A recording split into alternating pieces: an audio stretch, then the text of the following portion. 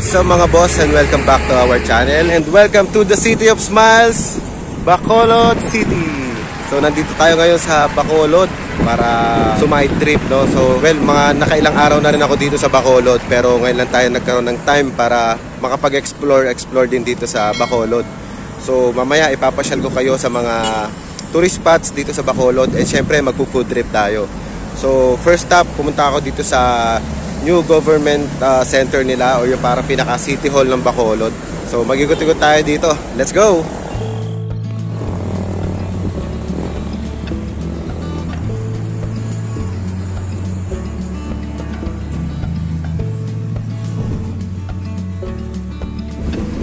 Hey guys, so ito daw yung pinaka munisipyo or city hall nitong Bacolod. Ayan, so parang Malacanang yung style niya. Kulay white na ano, sabi bagong structure lang to eh. So walang masyadong tao.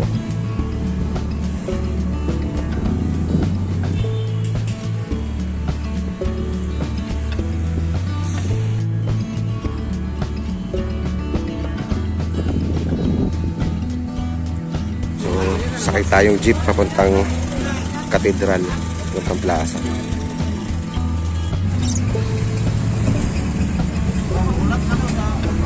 Next stop natin guys, nandito tayo ngayon sa San Sebastian Cathedral. Itong nasa likod ko, ito yung parang pinaka Bishop's House. And then yung kabila lang nito, yung pinaka San Sebastian Cathedral. So pasyalan na natin pareho, total nandito na rin tayo. Ayan, so ito pala yung pinaka Bishop's House. So medyo parang sinauna na rin yung design niya, no? Sinaunang structure pa. Pasok muna tayo dito. Tignan natin kung ano meron dito sa loob ng Bishop's House.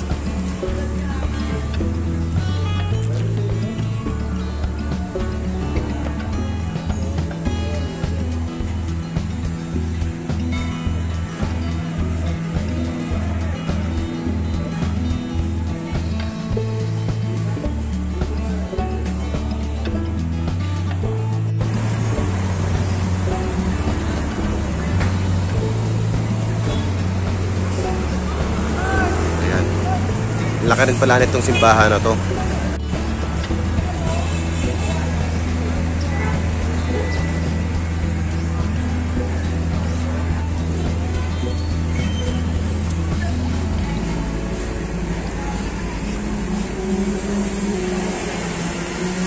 Parang under construction pa siya or under renovation.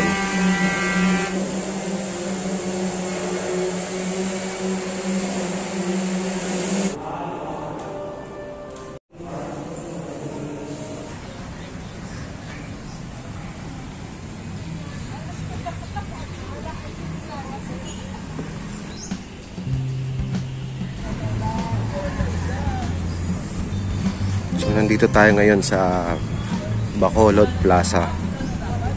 Ayan. So katapat lang ito nung San Agustin Cathedral. So marami dito mga tao na mamahinga, mapasyal. So pasyal-pasyal lang rin tayo rito, explore. City of Smiles.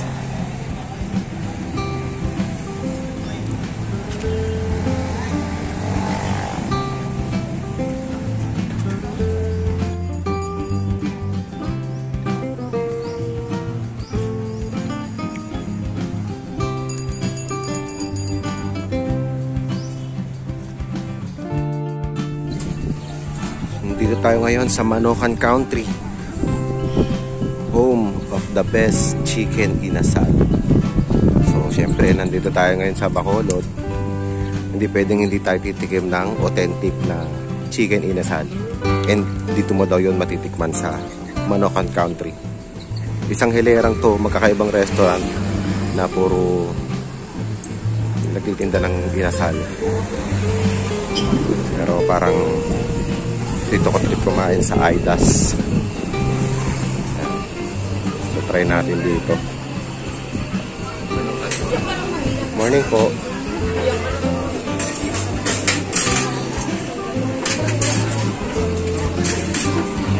110. Yung 110 natin, may rice na yon. Without rice. Magkano rice? 25. Sige, pecho pack, saka dalawang rice. Salamat po.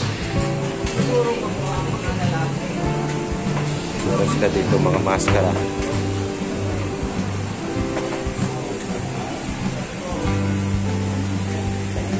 Yan, so nandito na yung ating order.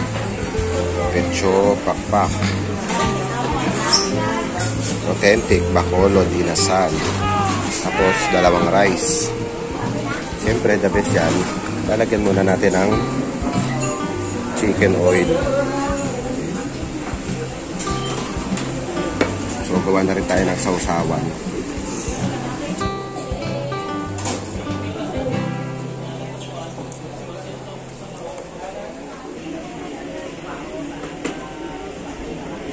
So kasi medyo maasim yung sausawan pag inasal. Yan. Let's eat. So syempre pagka inasal, mas masarap magkamay. So unang kurot. Mainit pa. Try natin.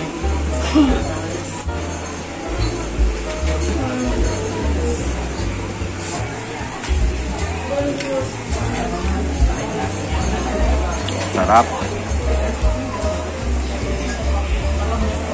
Malambot yung manok. Kulang lang dito sabaw eh. Wala lang libreng sabaw dito. Kung gusto mo ng sabaw, order ka ng kansi. 380 pesos. Mag-isa lang naman ako, hindi ko kaya ubusin lahat yun. So, okay na ako dito sa inasal. Masarap siya. Compare dun sa mga inasal din sa Manila, medyo kakaiba dito yung suka nila. Saka yung timpla ng manok niya, medyo different talaga mula dun sa mga natitikman natin sa Manila. Chow, chow!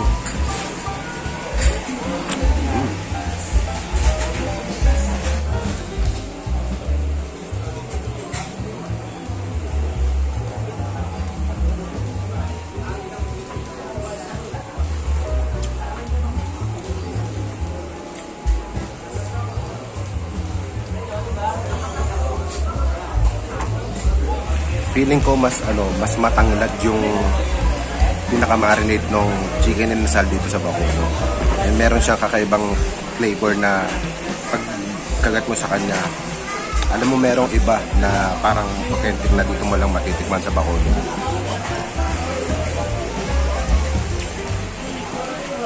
Ate, thank you po ah. Ano gusto niyo po? Yung mga souvenir shop. Ref magnet.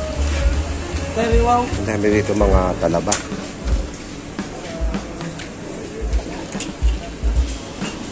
So yun guys, katatapos lang natin kumain dito sa Manukan Country. And ngayon naman, siguro try natin pumunta dun sa Negros Museum. Malapit dun sa may Capitol. So magtanong-tanong ulit tayo kung paano tayo makakarating doon. Marami namang mapa sa daan, mapagtatanungan. So ayan, busog na naman. Sarap nung inasal. Panalo. Authentic na authentic yung lasa.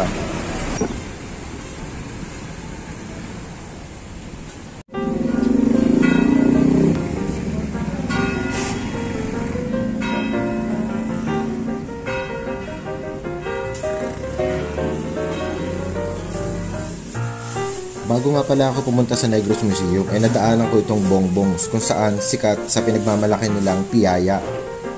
So established pa to since 1984 and ito yung sikat na tindahan ng mga pasalubong dito sa Bacolod. Yan, meron sila ditong iba-ibang delicacies na mga matamis, mga pangmerienda. Yan, so iba't iba to, may mga piyaya, butterscotch, toasted muffin, meron din sila dito mga biskotso, mga pampasalubong. So hindi pa naman ako bumili dito ng pampasalubong kasi may ilang araw pa ako sa Bacolod. So chinek ko na rin muna yung mga presyo.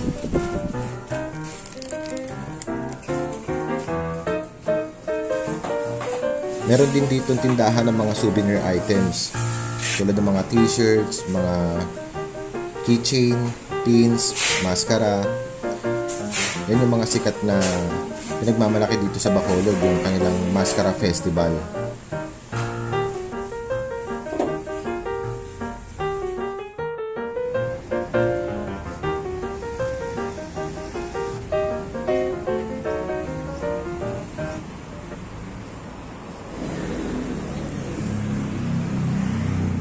Good afternoon po. Dito po ba entrance papuntang museum? Register here and then we have entrance fee ng 100 entrance fee. Okay, thank you. So, register muna tayo dito. So next stop natin guys is itong Negros Museum. Isa sa mga pinaka-paborito kong pinupuntahan pag nasa ibang lugar ako ay yung kanilang museum, so that you will be able to know more about their history. So nandito yung mga old photographs ng old Bacolod. Meron din sila dito mga paintings, small caricatures, and mga lumang gamit. Meron din sila dito mga miniatures ng kanilang mga lumang simbahan.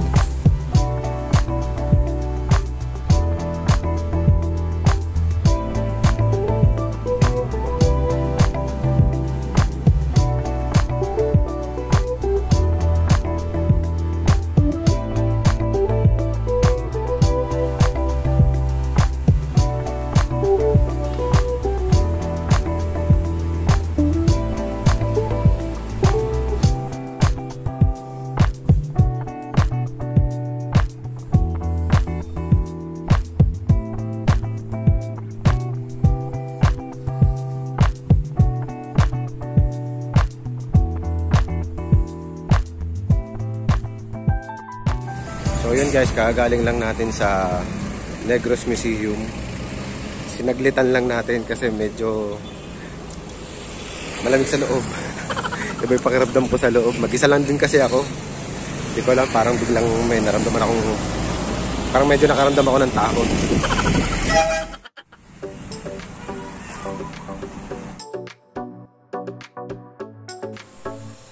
After the Negros Museum ay pinasyalan din natin itong The Negros Showroom. Dito naman ay makikita nyo yung mga iba't ibang local products na gawa dito sa Negros. Meron dito mga kape, iba't ibang klase ng alak, at mga asukal. Dahil ang main agricultural products nila dito ay ang pagtatanim ng tubo o ng sugar cane.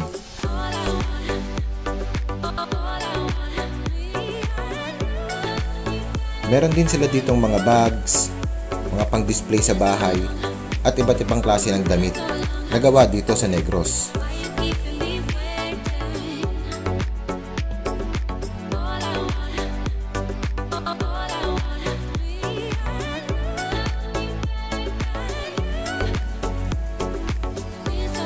Good afternoon, ma'am.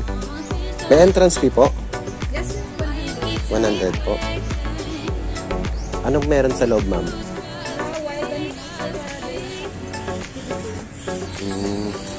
Hello guys, nandito tayo ngayon sa Negros Forest Park. Kasama natin si Sir Jolen. Sir Jolen. Yan. So, sasamahan niyo tayo mag-tour dito sa loob ng Forest Park. So lahat ng mga parks to ay makita sa buong isla ng Pilipinas. Ipin kakato ay critically endangered. Extinct na po sa iba't ibang isla ng Pilipinas. And makita na lang po sa isla ng Palawan, Bohol at saka Masbate. Gano'ng kalaki tong area na to, sir? May 1 hectare ba to? Wala naman. 1 hectare. Ito, may mga bayawak, oh. Ito yung mga bayawak na fishing water. This is common dito sa Negros. Sa Karatig Isla.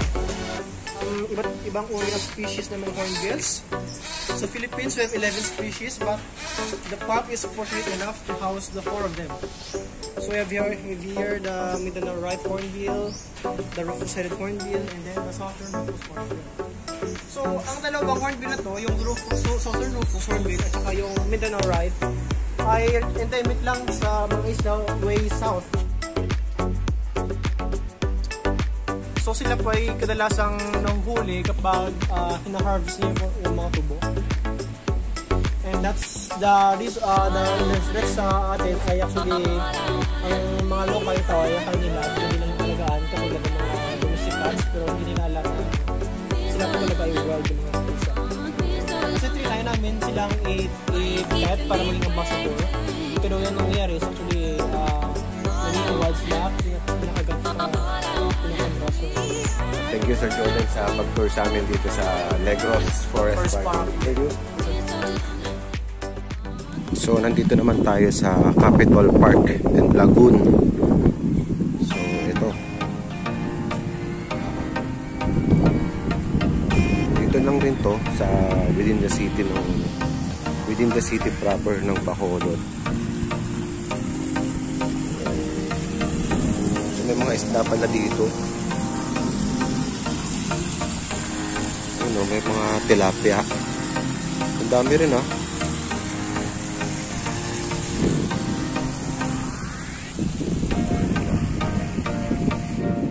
Ito yung provincial capital ng Negros Occidental. Ganda ng belen nila dito.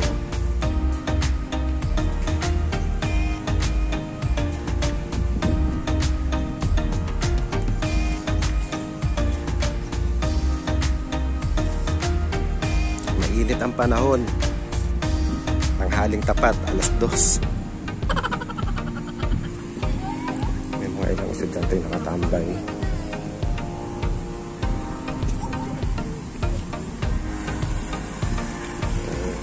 Parang ano siya para siya yung sa Burnham Park, pero wala mga nagbabangka dito and bawal dito magbangka kasi medyo man-made lagoon lang ito, mababaw lang.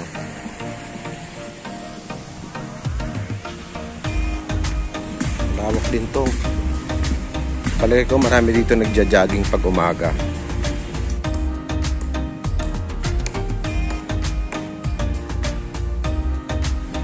Ganda, no? Actually, para siyang White House para siyang sa Washington DC na meron din lagoon sa harapan.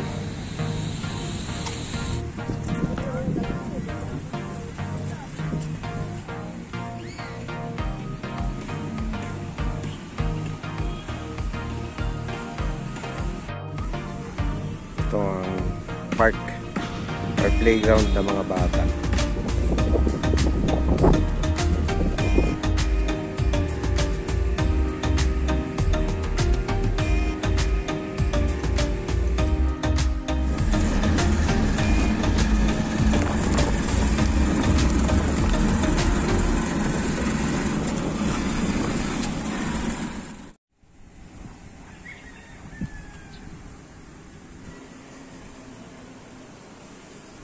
Hello po, good afternoon po. Mag-isa lang po ako. 150. Okay lang mag-video, ma'am? Thank you, ma'am. Ma'am, kaway kayo sa vlog ko. Hello po. Welcome to Luis. Thank you, ma'am.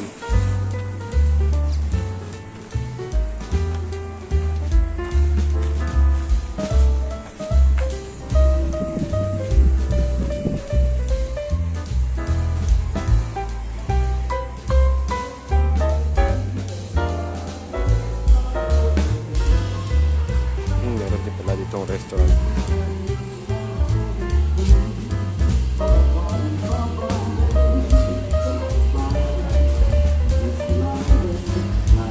Hello ma'am, good afternoon po.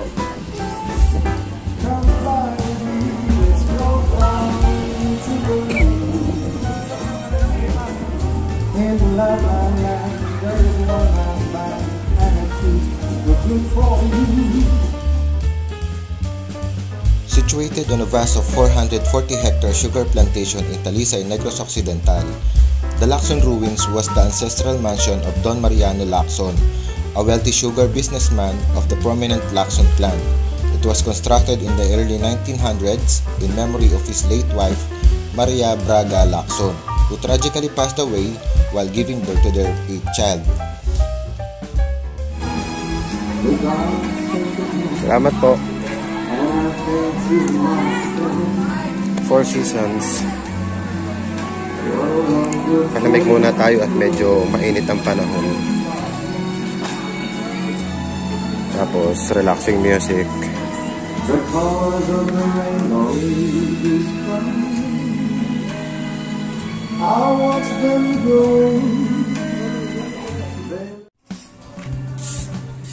During World War II, Filipino guerrillas took decisive action to prevent Japanese forces from using the mansion as a military headquarters.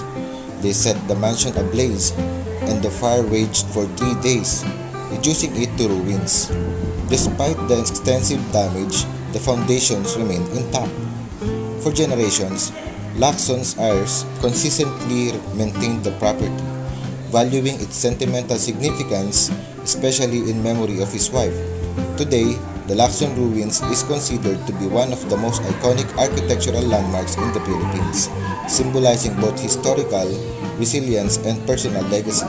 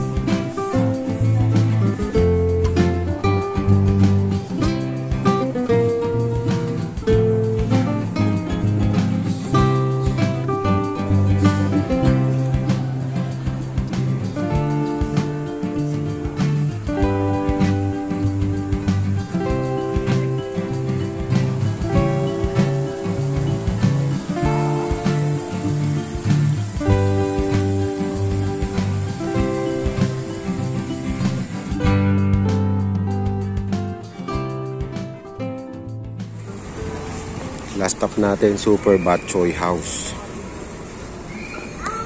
Tinuro to nung mga enforcer kanina, dito daw ako kumain eh.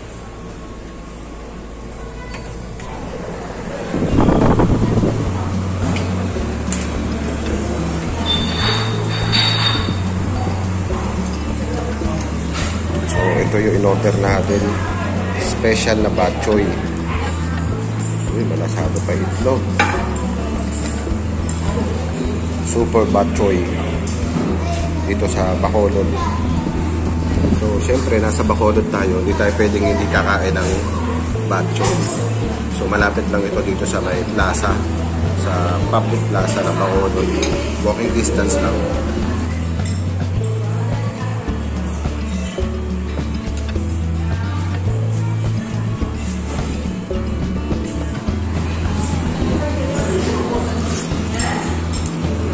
Sarap.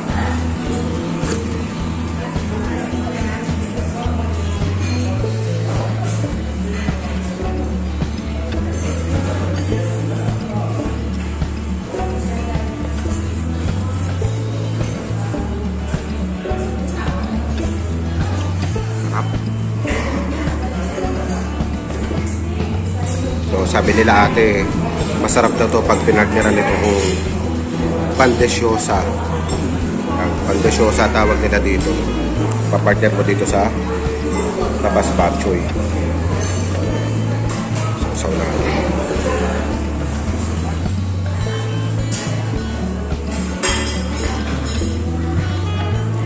Okay din.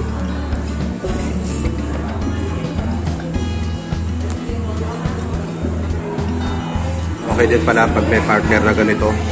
Sarap din siya pag sinawsal. Tinapay siya pero hindi siya yung mabigat sa tiyan, kainin. Malaki rin yung serving niya.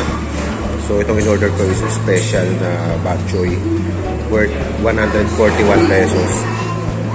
And dito naman tinapay is 10 pesos. Tapos soft drinks. Yan. Pampanulak. May kasamang atay, naman ng baboy, chicharon, at itlog na malasado. Ang may tenga pa nga eh. Ito, tenga to ng baboy. Masarap siya, masarap yung pinakasabaw niya. Pero hindi ko na nga ito tinimplahan para malasa ako kung ano talaga yung raw na flavor niya. And para sa akin, tama-tama na yung alat niya. Kaya hindi ko na masyadong ginalaw. Nilagyan ko lang ng konting paminta para medyo may konting anghang. So ayun, sarap din yung chicharon niya. Sarap. The best.